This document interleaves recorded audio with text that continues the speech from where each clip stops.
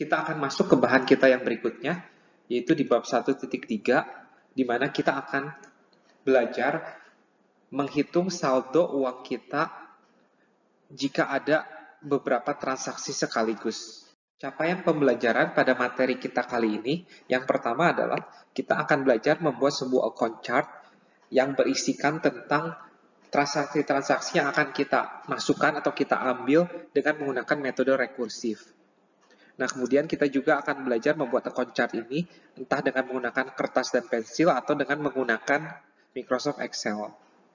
Nah, kita bisa membuat account chart itu bisa pakai effective interest atau nominal interest.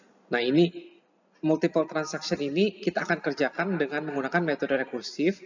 Ada metode yang lain, namun kita akan bahas itu di 1.4. Untuk membantu kita membuat sebuah account chart, saya ada sebuah ilustrasi. Nah, ilustrasinya itu kita ingin mengumpulkan sebanyak $20.000 dan kita sudah berkomitmen untuk menabung setiap bulannya itu sebesar 800. Nah, jika diketahui bahwa APR-nya itu 1,2%, nah berapa lama tabungan kita itu akan mencapai 20.000. Nah, di sini tuh pertanyaan ini tuh adalah salah satu pertanyaan yang bisa didapatkan dari sebuah account chart ini. Nanti akan ada pertanyaan-pertanyaan yang lain. Namun ini adalah account chart yang akan kita buat ya. Yang kolom pertama itu adalah periodenya, kolom kedua itu adalah beginning of the month saving. Jadi tabungan kita di awal bulan, kemudian kolom ketiga itu adalah jumlah komitmen kita, payment kita, tabungan kita itu berapa. Kemudian kolom keempat itu adalah setelah kita menabung, uang kita itu sekarang ada berapa di hari pertama di bulan itu. Kemudian ini adalah effective interest-nya dalam dolar, dan yang terakhir itu balance-nya di akhir bulan. Dalam slide berikut ini, saya akan memodelkan account chart yang kita punya ini. Nah, saya akan simbolkan dulu setiap kolomnya. Nah, kolom kedua ini saya tidak akan simbolkan dengan apa-apa. Nah, kolom ketiga ini saya akan simbolkan dengan payment ya, artinya deposit yang kita masukkan setiap bulannya. Kolom keempat itu saya akan simbolkan dengan ST. Kolom kelima ini adalah J. Kolom ke-6 itu adalah IT. Ya, jadi I1 adalah interest di bulan pertama, I2 interest di bulan kedua, dan seterusnya. Dan kolom terakhir ini adalah ST ditambah IT. Nah, payment-nya itu fix untuk setiap bulan. Nah, ST-nya itu apa? Untuk S pertama itu hanya P doang. Nah, kemudian I1 itu apa? I1 itu adalah J dikalikan S1. Kemudian S2 itu apa? S2 itu adalah payment di bulan kedua ditambah S1 ditambah interestnya di bulan ke-1. Ya ini. Nah, kemudian I2 itu apa? I2 itu adalah J dikalikan S2. Dan begitu seterusnya. S3 itu adalah payment di bulan ketiga ditambah S2 ditambah I2. Ya. Nah, kemudian I3 itu apa? Adalah J dikalikan S3.